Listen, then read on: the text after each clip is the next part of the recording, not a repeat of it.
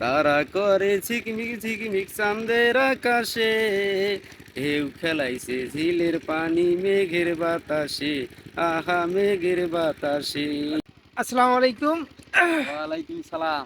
তো আজকে চলে আসলাম একটা নতুন ভিডিও নিয়ে, যে পৃথিবীতে দুটা, যেমন মানুষ আর একটা, মানে মানুষ জাতি আর একটা হচ্ছে জিন জাতি। জিন জাত। জিনদের মহিলাদেরকে বলা হয় পরী, হুম, আর পুরুষদের বলা হয় জিন। জিন। তো আমরা জানবো যে জিন জাতিটা কেমন। আহ, তো একজন সেই পরিস্থান নাকি জানি বলে এটা, হুম, পরিস্থান। পরিস্থানে গিয়েছিল, তার একটু বিবরণ শুনবো। তো আমাদের সাথে উপস্থিত আছে আমাদের জবদুল ভাই, বিশিষ্ট মৎস্যজীবী। তো তার মুখ থেকে শুনবো যে আসলে পরিস্থানটা কেমন আর কিভাবে ওখানে গেলেন। আসলে প্রথম থেকে শুরু করি। তো আপনার কিভাবে পরিধরল? আমি মোল্লারহাট বকুল ফুল গাছে আসছিলাম, বকুল ফুল পাচ্ছি। হুম। ভাদ্র মাসি দিন আমি তালের পিঠে খায়া ওখানে আসছিলাম। আসার পরে ফুল পাড়ার পরে উনি আমাকে দৃষ্টি করার পরে ওখান থেকে পিস নেওয়ার পরে 7 বছর আমার সাথে থাকে। থাকার পরে এই শালি কি করছে, আমাকে লোক দেখায়, স্বর্ণ অলংকার হাবিজাবি টাকা পয়সা দেয়। হ্যাঁ। এরা হলো 7 ভাই 7 বোন। এরা 7 ভাইয়ের মধ্যে একটাই বোন, নাম হলো চাম্পাগলি। হুম। এই শালি আমাকে টাকার প্রবণতা লোভ দেখে আমাকে তুলে নিয়ে যায়। তোর কি বিয়ে করছিলেন? না, তখন হুম। আমি অবিয়ে ছিলাম। যে 2005 সালের ঘটনা, আচ্ছা 4 আচ্ছা। সালের ঘটনা। সে আমাকে হঠাৎ করে একদিন রাত্রিবেলা বাড়িতে উধাও করে নিয়ে যায়। নিয়ে যাওয়ার পরে ওর আস্থানায় নিয়ে যায়। নিয়ে যাওয়ার পরে ওখানে ওদের দুই পক্ষের মারামারি আমাকে নিয়ে। উভয় পক্ষ নিয়ে হ্যাঁ, মারামারি। উভয় পক্ষ নিয়ে মারামারি লাগার তো পরে কি এক বিষয় নিয়ে পর্যায়ে মারামারিটা লাগলো? আমাকে নিয়ে কারাকারি করিয়া, মানে মেয়েদের হ্যাঁ, মধ্যে, মানে মেয়েদের মেয়ে মধ্যে, মেয়ে পরিদের মধ্যে? মেয়ে পরিদের মধ্যে আমাকে নিয়ে মনে করেন উভয় তারা পক্ষে এত পছন্দ করলো তোমার? মারামারি। হ্যাঁ, বিয়ে করবে? বিয়ে করবে। হ্যাঁ। এক পর্যায়ে বিয়ে করবে যখন যে যে আমাকে নিয়ে গেছে ও হেবি শক্তিশালী। ওর 7টা ভাই আছে, তাকে সহযোগিতা করিয়ে আমাকে ওখান থেকে উদ্ধার করিয়ে আবার কাহালু জংশন ব্রিজের উপরে আমাকে ওখানে অবস্থান করে। হুম। ওখানে আমি 7 দিন থাকি কাহালু ব্রিজের এর উপরে। মধ্যে খাওয়া দাওয়া? এর মধ্যে আমার কোনো খাওয়া দাওয়া নাই। ও কি খিলায় না খিলায় ফলমূল হাবিজাবি নিয়ে এসে তাকে খাই থাকি। এত মানুষ আমার তো সামনে দিয়ে ওই যাতায়াত দেশটা করে। কেমন দেখলেন পরিস্থানটা? সব কাজ দিয়ে তৈরি। কাজ দিয়ে তৈরি? গাছের মহল, মরুভূমি। আচ্ছা, গাছপালা নেই? গাছপালা আছে, এই ফল বাগরের গাছ আছে। খাবার কি ওদের? খাবার ওদের খালি ফল। ও আচ্ছা, ফলমূল। যে পরি কি দেখতে কেমন আর ছিল? মেয়েদের মতোই? ওরা যখন খাবারটা আনি দেয় তখন মনে হয় ওটা হেভি খাদ্য জিনিস। হুম। কিন্তু পরে যখন আমি হুঁশ হই তখন দেখি সব শুকনো খবর। আচ্ছা, যাই হোক, হ্যাঁ, একটা বিষ্ঠা জাতীয় মতো মনে হ্যাঁ, হয়। মনে হয়। তো এখন এই পর্যায়ে ওখান থেকে আমাকে নিয়ে আসি কাহালু জংশন ব্রিজের উপরে 7 দিন ভরা ওখানে রাখে। অনেক লোকজন আসে, আমি কথা বলি, মানে ওরা ওরা শুনতে কেউ পায়? শোনে না, হ্যাঁ। কেউ শুনতে পারে না। তোমাকে আমি দেখেও যে না? এত ডাকাই হাত দিয়ে টানি ধরি, কেউ আমার দিয়ে ঘুরেও দেখে না। তখন এক পর্যায়ে আমি ওখান থাকি থাকতে ওখান থাকি ওখানে আমি ঘুমিয়ে পড়ার পরে ওখান যখন আমার ঘুম ভাঙে, ঘুম থেকে উঠি থেকে আমি বামনডাঙ্গা সুইচ গেটের নিচে, মানে যায় যে রেলপুতে এটা, হুম। সুইচ গেটের নিচে ওখানে আমি পড়ি থাকি। থাকার পরে আমার নাজেহাল অবস্থা, শরীর আর চলে না। তখন আমার বাপ চাচা, তারপরে ওখানে কামার আছে সবু কামার, তারে নজরে করার পরে সে কাউলেগলি করি, পরে বাড়ির মধ্যে খবর দিয়ে আমাকে ওখান তো থেকে উদ্ধার বাউন্ডারি করে নিয়ে ব্রিজ আসে। থেকে উদ্ধার করা হয় হ্যাঁ, বিভিন্ন মাধ্যমে। তখন তো আমাকে উদ্ধার করে নিয়ে আসি। ওখানে কয়দিন ছিলেন আপনি? আমি সর্বমোট 8 দিন ছিলাম। আপনি 8 দিন ছিলেন। তো হ্যাঁ, পরিদের সাথে একটা যে মেলামেশার ঘটনা ঘটে, এরকম হয়েছে, ঘটনা ঘটছে অনেক হয়েছে। ওর সাথে? হ্যাঁ, অনেক মানুষের হয়েছে। মতোই সেই? মানুষের মতোই রূপ ধারণ করে, পাখা দুটো খুলি দিয়ে ঘরের ভিতরে যখন আইসে হুম। তখন কেউ বিকল মানুষ, একদম খাট্ট আনা মহিলা, মনে সুন্দরী করেন। কি? হ্যাঁ, হেভি সুন্দরী, যাকে কয় সুন্দর। সাজগোজ করে ওরা কি? একেবারে শরীর, পুরো শরীর গহনা দিয়ে মোড়া। তো দর্শক, আমরা পায়ে শুনলাম। নুপুর আছে, ঝুনঝুনি শব্দ আছে, উপর নুপুর আছে পায়ে।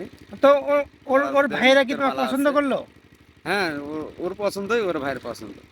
পরে সে আমাকে ছাড়ে না অনেক উদ্ধার করার পরে বাড়িতে নিয়ে আসি, ফকির টকির নিয়ে আসিয়ে 3টে ফকিরে যখন টংঝং করলো, করার পরে আমার পেছনে ওকে ছড়াইতে পারে না। ওর হুম।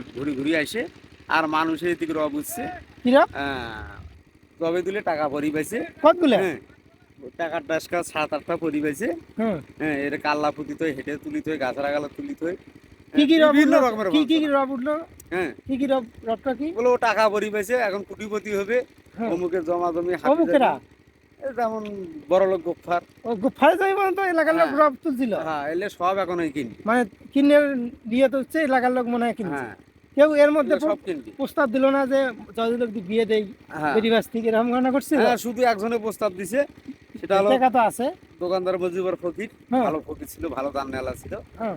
সে যাই হোক মারোয়া ভরণ দিয়ে কষ্ট করিয়া সালেক ফকিরের সঙ্গে নিয়ে মারোয়া ভরণ দিয়ে আমাকে উদ্ধার করছে। করার পরে এখন 12 চান্দের একটা তাবিজ দিছে, আমার গাছের তো তাবিজ, এই যে আমার হাতের ভেতরে এখনো আছে, এই যে কাটার দাগ আছে, এই যে এই জায়গায় হুম। তাবিজটা ছাত্র ডাক্তার এখনো আছে ওখানে? হ্যাঁ, তখন ছাত্র ডাক্তার বাঁচি ছিল। হুম। ছাত্র ডাক্তারে কাটি ঢুকি দিছে, দেওয়ার পরে আমার চুলের রাশিটাও বদ্ধ হয়ে যায়, নষ্ট হয়ে যায়, ও ফাঁকে থাকে আর আমার কাছে কাজ ছাড়বে না।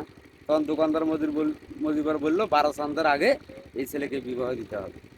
বাহ! তখন পরিউদলে বিয়ে হলো এর মধ্যে? এখন বিয়ে দিলে তারপর ওই ছাড়ি যাবে, কিন্তু হুম। তার আগে ছাড়বে না। দোকানদার মজিবর সমাধানে হচ্ছে বিবাহ, তাহলে বিবাহ বিবাহ দিতেই হবে। দিলে যখন সে মনে করেন ইয়া হয়ে যাবে, একটা ছুটে হয়ে যাবে, তখন ও আর কাছাবে না। তখন বাধ্য হ্যাঁ দোকানদার মজিবরের নাতনিক দিয়ে ভাস্তি চল। এটা কি এটা কি সত্যি ঘটনা না হ্যাঁ, তার নাতনিক একে দেওয়ার বাস্তব জন্য ঘটনা। স্বর্ণ অলংকার লোভে দিল বিয়ে? না না না আমার তো মনে হচ্ছে যে এরকম কিছু। না, এটা সত্যি। সে ছাড়াই ফেলছে, এখন একটা ট্যাগ লাগাই দিল যে ফকিরের নাতনিক বিয়ে বিয়ে মানে ফকির তো বুঝতে পারছে যে অনেক টাকা পয়সা হয়েছে, এই ধনের লোভে তো একটা ইস্যু দিতে পারে, তো না, এমনটা হয় নাই তো? ও বাস্তবে বিয়ে করার লাগে সহযোগিতা করছে, করিয়া বিয়েটা আমার হয়েছে। হওয়ার পরে আমি মন্ডল পাড়ায় বিয়ে করি। তারপর আর করার পরে- কোনোদিন আসলো না? যবে করার তুমি আমার পরে- সাথে বাস দিলেন না, ঠেকা দিলেন এরকম না, কিছু আমি করলো না? তার সঙ্গে আসিলাম, সে আমাকে ফকরেলি শিক্ষা দেওয়ার জন্য প্রস্তুত ছিল। এই মানে এবং কিছু চলে যাওয়ার পরেও শিখছিলাম। চলে যাওয়ার পরেও হ্যাঁ, শিখছিলাম কিছু। তারপর আমার বই পুস্তকগুলো টর্নেডোর মধ্যে হারিয়ে যায়। আর যেদিন আমার বিয়ে হয়, হুম। পরের দিনে নাকি বলে শ্বশুর বাড়িতে দাওয়াত দেওয়া লাগে। আমি দাওয়াত দিবার জন্য গেছিলাম, দাওয়াত দিয়ে আসতে আমার সাইকেল সহ পেছন থেকে নিয়ে যায়, আবার ওখানে পুকুরে নিক্ষেপ করে। পরে ওখানেও আমাকে মারতে ধরছিল, এই জারুইনে ও আচ্ছা। ওখানেও আমাকে মারতে ধরছিল। যাই হোক শ্বশুর বাড়ির লোকজন আসি আমাকে ওখান থেকে তুলি উদ্ধার করে, করার পরে বাড়িতে নিয়ে আসার পরে আবার দোকানদার ফকির যায়। আচ্ছা, সেখানে কি গান বাজনা আছে? হ্যাঁ, গান বাজনা আছে? রং তামাশা আছে ওদের। গান নাই? হ্যাঁ আছে, একটা গান বলেন তো। ওদের রং তামাশা আলগা আছে। এক লাইন বলে। হ্যাঁ, হ্যাঁ বলেন। ওদের রং তামাশা আছে। কোন গানটা ওখানে বেশি চলছে? হ্যাঁ, একটা গান বলেন ওখানে। ও গানটা আমার সঠিক মনে নাই, কিন্তু গানটা আমি বলতে আগে খুব গাইছিলাম। তো আমাদের স্টুডিওতে আসার জন্য, হুম। আমার স্টুডিও হচ্ছে এই যে খোলা মাঠ, ওখানে প্রান্তিক গানটা আমার এখন কৃষকদের পর্যায়ে যে খোলা মাঠ, একটু সেখানে কলি- আসলে আমাদের। একটু কলি মনে হয়েছে। হ্যাঁ বলেন। ওখানে গান গাইছিল ওরা, তারা করে ঝিকমিক ঝিকমিক চাঁদের আকাশে, ঢেউ খেলাইছে ঝিলের পানি মেঘের বাতাসে। আহা। আহা মেঘের বাতাসে, সেই বাতাসে পাল তুলিয়ে এসেছো পিয়া তুমি আমারি কাছে। আহা এসেছো পিয়া তুমি আমারি কাছে, তারা করে ঝিকমিক ঝিকমিক চাঁদের আকাশে, ঢেউ খেলাইছে ঝিলের পানি মেঘের বাতাসে। আহা মেঘের বাতাসে। ধন্যবাদ আমাদের জাবেদুল ভাইকে অসংখ্য আমাদের স্টুডিওতে আসার জন্য।